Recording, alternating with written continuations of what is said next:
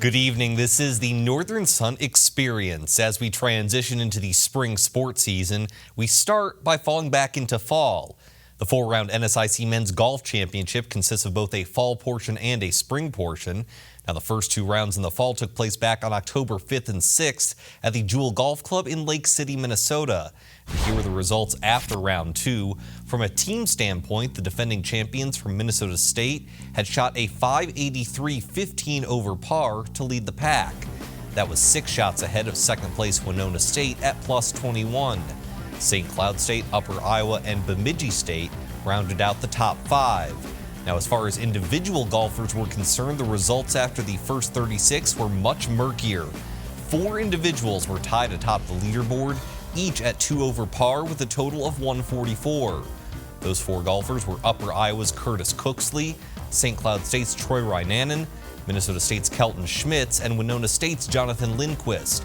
Lindquist was the highest returning finisher, who finished in 4th place overall in 2015. So all of that sets up the final 2 rounds of the championship, which took place at Paradise Point Golf Complex in Smithville, Missouri this past weekend, just 30 minutes north of Kansas City. A lightning delay actually forced all 60 participants inside for a little bit, but once things finally got going, Minnesota State's individuals and team would prevail. Maverick sophomore Kelton Schmitz emerged as the NSIC's individual medalist, breaking away from the 4-way tie after the fall with a 75 in round 3 and a course low 69 in round 4 to capture the top spot.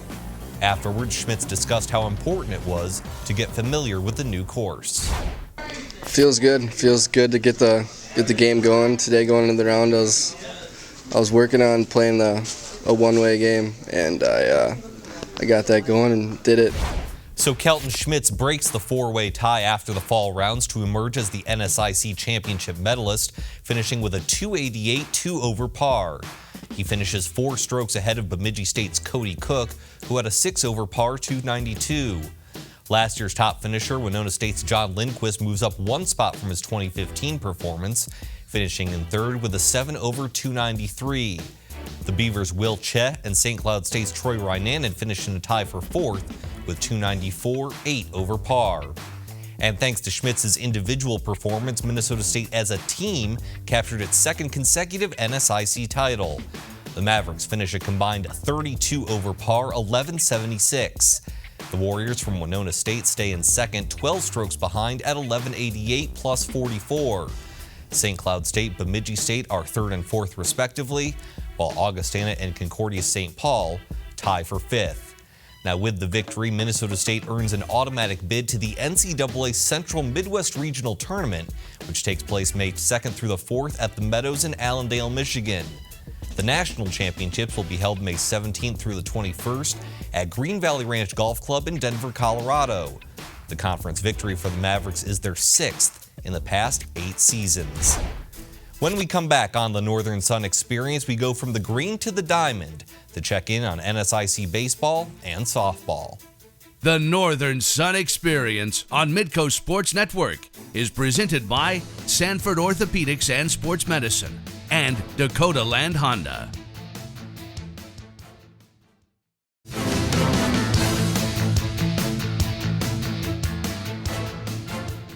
Welcome back to the Northern Sun Experience. Well, the weather outside hasn't quite turned into baseball weather yet, but that hasn't stopped NSIC teams from hitting the diamond.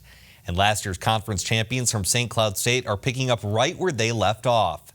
Heading into this past weekend series with Upper Iowa, the Huskies were undefeated at 22-0. Now, last season, St. Cloud State started 23-0 before losing their first game in the second half of a doubleheader to Augustana. Huskies looking to tie their start from last year in Game 1 of the Double Dip Saturday against the Peacocks. St. Cloud State already up 4-0 and swinging for more. Carl Sorensen parks it deep to left and gone. 3-run shot gives the Huskies a 7-0 lead. And the home run parade would continue and then some. Later in the second, Reese Gregory bombs one to left center, solo shot, and it's 8-0. 4th inning, another meatball, another plate of pasta for Gregory. Upper Iowa knew it was gone right from the start. St. Cloud State had 9 home runs. 9 times they hit one out en route to a 19-0 win over Upper Iowa. The Huskies start 23-0. So would that momentum carry over to Game 2? Not exactly. The Peacocks came ready to play. Top of the second, Alex George singles to right. That would bring home Jacob Stenberg, and Upper Iowa has a 1-0 lead. 2-0 now in the fifth. Jacob Greco gets his own single to right, scoring Michael Moser. Peacocks with a 3-0 lead at that point, and pitcher Tyus Adkins would shut the Huskies down after that. Complete game gives up just 1 run.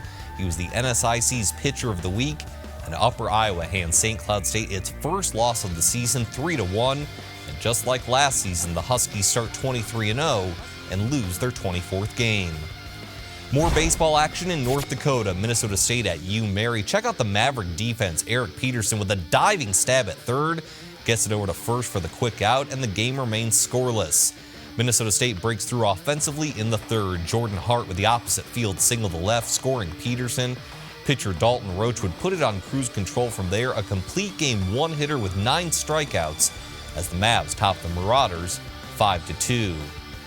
Let's check in on some of the better NSIC softball teams. Upper Iowa at U-Mary on Saturday. Marauders with the long ball first as Taylor Mendez hits it up and out. U-Mary takes a 2-1 lead. But the Peacocks would hit some long balls of their own. First, it's Tara Duran, hungry like the wolf, 3-run shot, gives Upper Iowa a 7-2 lead. And then it's Lauren Marlinghouse with a liner over the left field fence. Peacocks win 11-2 and sweep a doubleheader against U-Mary. Upper Iowa at Minot State the following day. Cool setup on the football field. Katie Salmons busts one over the makeshift fence in left center field. 2-run shot gives the Peacocks a 4-0 lead. Beavers would get those 2 runs back in the bottom half of the second. Alyssa Cornejo deep to left. You can see it get over the deep part of the field. But that would be all the offense Minot State could muster. Still an interesting experience out at Herb Parker Stadium. Peacocks currently 4th in the NSIC standings after a 4-2 win. A fantastic finish in Aberdeen this weekend. Northern State and Minnesota State tied at 2 in the bottom of the 7th when Caitlin Dilt singles up the middle to drive home Courtney Sermon, and that would give the Wolves a dramatic 1-run victory, 3-2, a rare loss for Minnesota State, the only NSIC softball team with at least 30 overall wins at this point of the season. When we come back, we start our Under the Northern Sun tour in North Dakota with Minot State. The Northern Sun Experience on Midcoast Sports Network is presented by Sanford Orthopedics and Sports Medicine and Dakota Land Honda.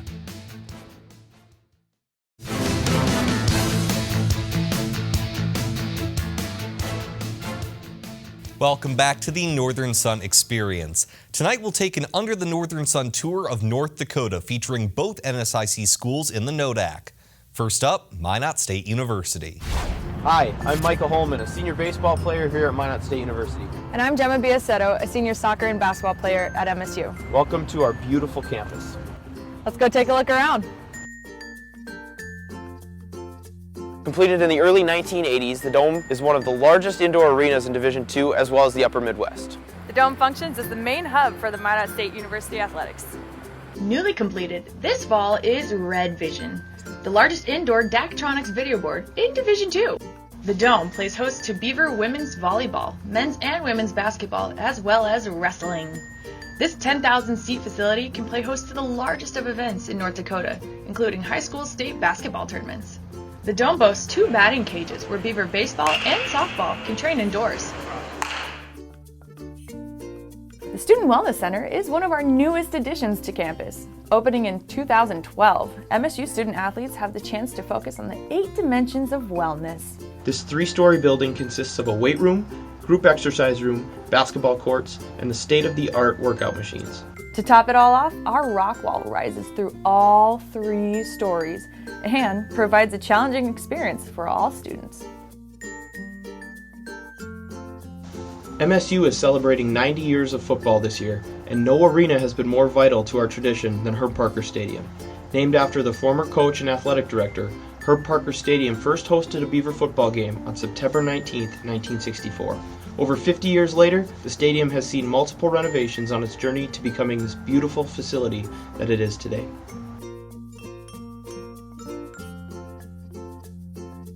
Red Vision gives fans a top-notch game day experience, providing entertainment and fun for all. New to the mix this year is the Press Box. The facility hosts concessions and game day suites for the biggest Beaver fans in Minot. Our Beaver baseball team calls Corbett Field home. One of Minot's most beloved landmarks, Corbett Field provides a great fan experience for Beaver baseball supporters. Corbett Field was built in 1935 and has hosted professional and amateur baseball for nearly 75 years. Today, several teams call Corbett Field home, including the American Legion Vistas and Metros, 2 local high schools, and the Minot State University Beavers. Newly renovated Swain Hall is home to our pedagogy lab and athletic training program. Certified athletic trainers from Trinity Hospital work relentlessly to ensure safety to our student athletes. Academically, Minot State is one of the premier universities in North Dakota.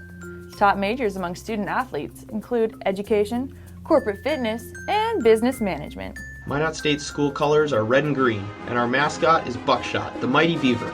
Beavers are strong, achieve success as a team, and are unfailingly loyal. Minot State students are proud to root for the Beavers, and we're proud to be a part of the NSIC. When we come back on the Northern Sun Experience, we'll head 2 hours south to Bismarck and spotlight the campus of the University of Mary. The Northern Sun Experience on Midco Sports Network is presented by Sanford Orthopedics and Sports Medicine and Dakota Land Honda.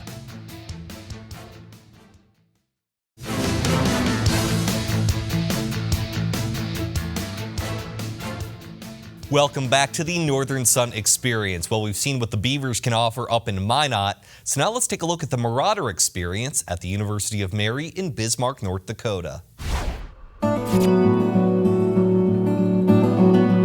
In the hills overlooking the Missouri River in Bismarck, North Dakota, sits the University of Mary. The growing campus is home to more than 3,000 students and 17 varsity sports competing at the NCAA Division II level. Picking Division II was really important to me, and I wanted a school that had smaller class sizes, very personable with my professors and my coaches in general. So the University of Mary, it gave me exactly those things. I'm able to talk with my professors so easily along with my coaches. There's just a great feeling of community, of hospitality, just the warmth of the people in every aspect of the community life that we have here. And I just think that you don't see that everywhere, and that just makes you feel, as a small town North Dakota guy, to continue to have those feelings of being part of a community. I think that just makes being here really special. But the wins and the losses of these programs aren't the only benchmark for success when it comes to Marauders athletics. A mission of the university practiced daily by student athletes is that of servant leadership. One of the things that we try to preach is just something that really sings to me that I heard a long time ago from Gandhi, who talked about the easiest way to find yourself is to lose yourself in the service of others. And I think when you come to college, that's usually a time when people are trying to find themselves, what they want to pursue academically, who they're going to be socially, what their beliefs are going to be. And so I just think that there are so many opportunities and so many benefits given to our student athletes that for us to turn around and try to focus on serving other people, I think just helps them grow so much as a person during their time here. The University of Mary prides itself in offering an environment in which each student can participate in experiences that are essential to becoming a leader. The development of these leadership qualities in each student empowers that person to work courageously and effectively for the common good, mainly through serving the needs of others in the Bismarck-Mandan community. I love being able to give back to the community and give back to the organization I'm representing. I think that that's extremely important, and I think that it's very valuable to have that type of characteristic in a person. That really seems to me to fit with our mission, and we probably take it another step beyond that, and we create our own efforts to do that because of the theme and the mission of the institution. With servant leadership being a mission of the school, I think we're always thinking about it and how we can incorporate the community into our game, and that's part of, we play off campus and how we can involve them in our sport. So we have players who are coaching in the community at the youth level, at the middle school level, at the high school level, and then we also connect with other organizations. Student athletes at the University of Mary know they're a part of not just campus life, but the surrounding community, and that's why they strive to give back through servant leadership. The concept and the values of servant leadership have always been present since I've been a student in the mid-90s, but I think there's certainly been an increase in the awareness of it since I've been back as a staff member. It's just seems like it's grown exponentially in not only in just maybe the sheer volume of service that our students are doing, but I think just in the variety of the opportunities. I mean, our students have some great opportunities to go out and just not only in our community, but in the global community to serve others. University of Mary student athletes volunteer with local Special Olympics teams, help with the organization Dreams in Motion, and contribute to the Make-A-Wish Foundation. Each team also raises money for different causes that are important to them, such as breast cancer awareness. So the more that we can connect with them, I think the more special the relationship is amongst, but it also allows the athletes to have that relationship beyond just their university. They're involved in the community, they know, and they have different resources that they can reach out to. I think that's what's really special about this campus. It makes a huge impact on us, including as athletes. We always want to get out into the community and, not just be in our sport during the school year or whatever. We want to all reach out to the community so they can come out and support us during our games and stuff like that. So it's very important, and I don't think I realized how important it was until I came into the University of Mary. The act of giving back to others helps student athletes develop important leadership qualities that help them not only during their time at the university, but well after they graduate.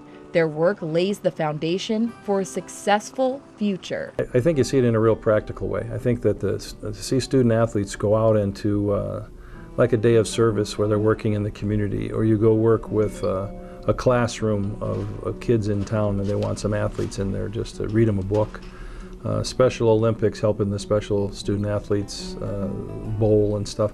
I mean, it just kind of like it's endless, and we actually sit around and try and think of ways for our teams to go and do some things. And I think that becomes such an important piece of their education, that far beyond the wins and losses and all that, it really works out well. It's funny when I look back and look at how much I've grown from my freshman year into my senior year, and I think that I have become a more well-rounded person and athlete, and then on top of that, I think just my confidence level is also, it helps me know that going on after school and after soccer's over, that I'm going to be okay.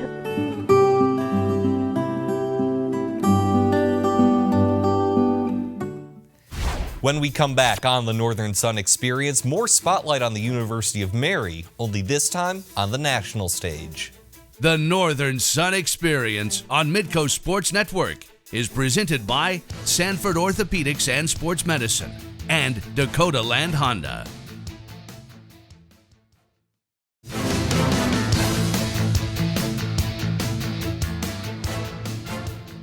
Welcome back to the Northern Sun Experience. Finally this evening, we end with a different kind of national champion from the NSIC. The University of Mary's Devan Douglas won the State Farm College Slam Dunk Contest as part of the NCAA's Final Four weekend back on March 31st.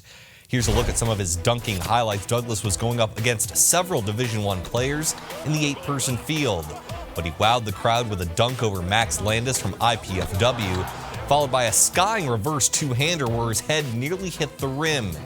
And the Marauder senior, for all intents and purposes, finished things off with another skying dunk with one hand, seemingly eye level with the rim. He had another one after that, but the contest was pretty much wrapped up at that point. Devan Douglas is your 2016 College Slam Dunk Contest champion. Congrats to him from everyone here at Midcoast Sports Network for your high-flying acrobatics. And you know what? You've probably seen the dunks once, maybe twice or 3 times by this point, but how about just one more time? The University of Mary put together this highlight reel of Douglas's experience down in Texas. Take a look. Coming up next, it's the State Farm College Slam Dunk and 3-Point Championship.